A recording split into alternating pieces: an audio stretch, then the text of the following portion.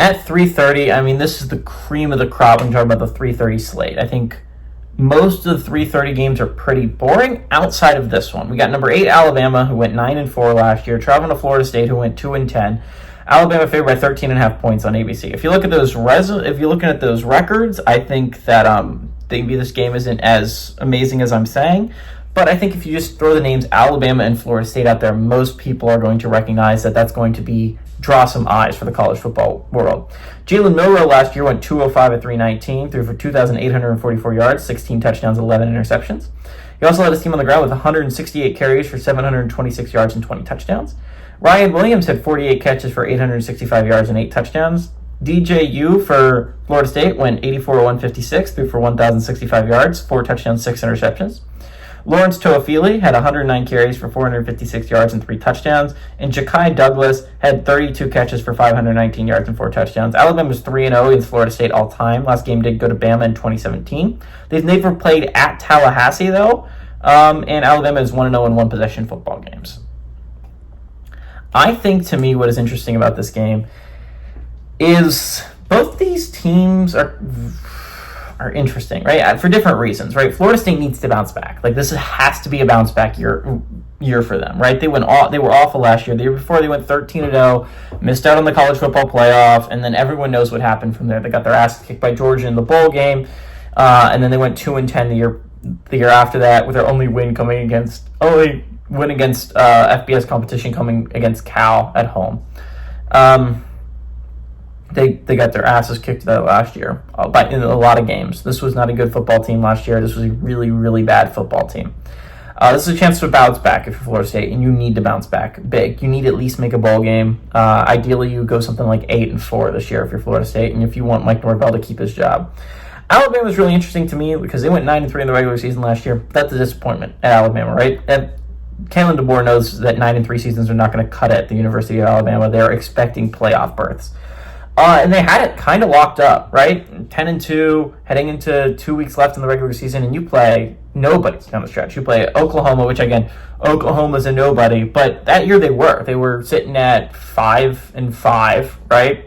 It looked like they were not going to go bowling unless they found a way to upset one of their last 2 opponents, and then they end the year against Auburn, a team that is sitting at 5-6, right? Well, 4-6. And it looks like, that's an easy stretch, right? Though you're playing 2 teams that might not go bowling in the SEC. You're looking at 2 bad SEC teams at this point, right? And you look like you're Alabama, you're 10-2. That's probably enough to ensure a playoff spot. I think it would have been interesting because you're going to be comparing Alabama to Ohio State, right? Because if you're looking at it, there's only 2 playoff spots at 10-2. They might kick out SMU. I'm going to be honest, but realistically, what should have been the argument should have been Alabama versus Ohio State. Who do we let in? Because Tennessee should have locked up a spot over Alabama, considering they have the head-to-head. But then Alabama, it doesn't matter. The argument ended up not mattering at all because they just fall apart down the stretch. They lose that game to Oklahoma, and it's a massive loss. It's a heartbreaking loss. It puts you at 9-3 to end the year, and then they end up getting left out of the playoffs. Rightfully so, by the way. There's no universe you're putting Alabama in over SMU. It just should not be like SMU went 11-1 in the regular season. That's 2 games better than Alabama did. And it's not like Alabama was like, oh, we lost to good teams. So you lost to 6-6 Oklahoma and 6-6 Vanderbilt. And by the way, the 6-6 Oklahoma was a shellacking. That was a bad loss. So this game is going to be really interesting to me. Brand new quarterbacks for both these teams, right?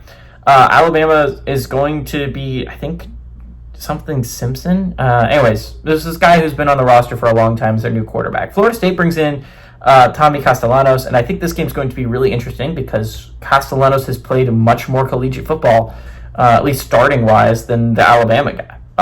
You're talking about a guy that started at Boston College for 2 years now.